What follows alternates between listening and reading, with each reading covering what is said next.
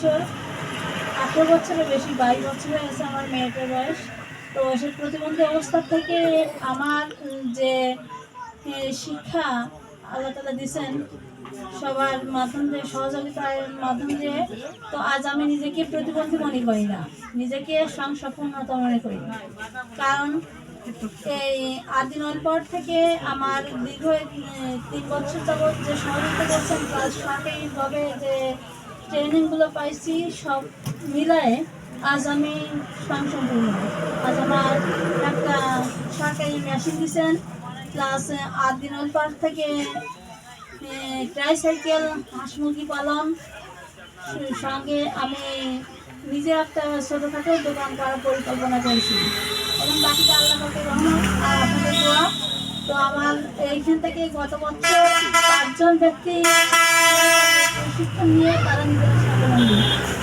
এবং আমার বাড়িতে যে হাঁস মুরগিগুলো আছে তার থেকে প্লাস কবুতর পালন করছি, টুকটাক শাকসবজি আছে, এগুলো থেকেই আমার যে পরিস্থিতি হয়েছিল, আমি দীর্ঘ 10 বছর বলি যে একেবারে বিছানা বাড়া, তো সেখান থেকে একটু একটু করে এগোইতে এগোইতে আল্লাহ পাকের রহমতে আমি আজ এখানে এসে দাঁড়াইছি। তো বেশি কিছু বলবো না। সবাই যারা প্রতিবন্ধী আছেন তারা কেউ মনে করবেন না যে আমরা প্রতিবন্ধী, কারণ আমাদের আল্লাহ আছেন সৃষ্টিকর্তা একজন, তার রহমতে আমরা প্রত্যেকেই এগিয়ে যেতে পারবো। এই আত্মবিশ্বাস মনোবল থাকলে আমরা নিশ্চয়ই একদিন জয় করতে পারবো। আমাদের প্রতিবন্ধিতার যে কথাটা, কষ্টটা, যে অবহেলাটা, তো এইগুলো আমরা প্রতিরোধ করে আমরা সুস্থ স্বাভাবিক মানুষের সঙ্গে চলে সমাজ ব্যবস্থা, বাস্তবতা সব কিছুর সঙ্গে আমরা নিজেদের মিল করতে পারবো।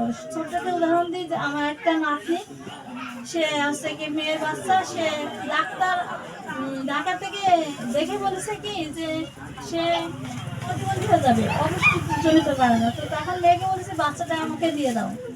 এর ভিতর থেকে সে বাচ্চাটা আমার কাছে এসে আল্লাহ পাকের রহমতে আজ 3 মাস সে এখন হাঁটতে পারে, কথা বলতে পারে।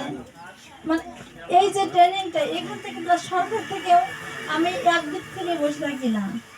তারপর এই যে স্বাস্থ্য সেবার যে বিষয়টা দেন, মহিলাদের বিষয়ে, পুরুষদের বিষয়ে, তারপর বীজ মানে ইন টোটাল একটা মানুষের জীবনে যা কিছু প্রয়োজন সব কিছুতে একটা প্রতিবন্ধী মানুষ হিসেবে যদি চিন্তা করি যে আল্লাহ তুমি আমাকে সৃষ্টি করেছো অবশ্যই নিশ্চয়ই ভালো কিছু করার জন্য, এই মানসিকতা নিয়ে যদি আমরা সবাই চেষ্টা করি সে সৃষ্টিকর্তার উদ্দেশ্যে, ইনশাল্লাহ আমরা পারবো, আমরা পিছিয়ে থাকবো না। আর এই মনোবল ব্যক্ত করেই আমি আপনাদের সবাই, আপনার নামটা বলেন। হাজিজা ইসলাম, সবাইকে